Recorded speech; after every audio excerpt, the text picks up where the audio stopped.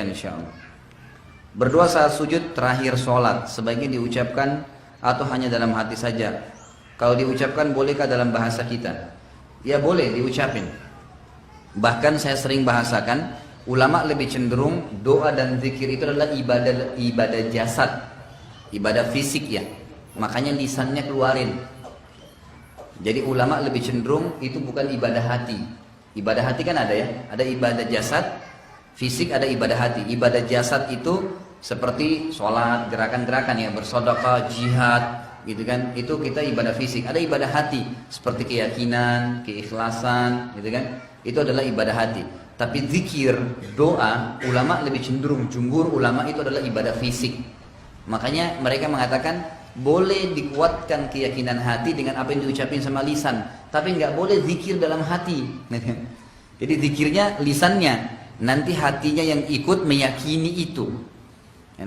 Makanya Bapak Ibu kalau lagi sholat duhur atau sholat asar, itu kan sholat sir ya. Sholat sir itu sholat nyicilin suara, bukan hilangin suara. Kalau Bapak Ibu hilangin suara pasti tidak khusyuk, saya jamin tuh. Hilang semua.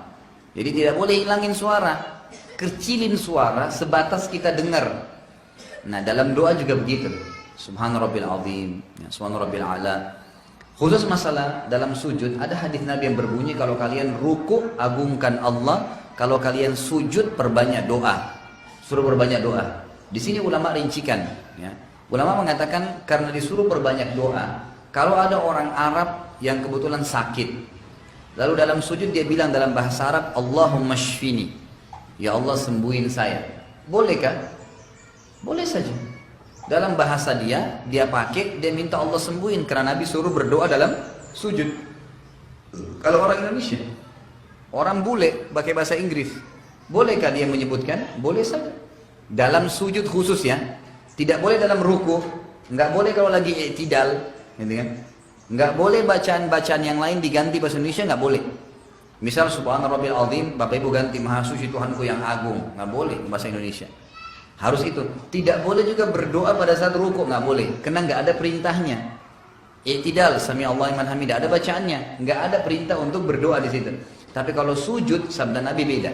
Kalau kalian ruku agungkan Allah, kalau kalian sujud perbanyak doa, karena sangat jarang doa ditolak pada saat sujud.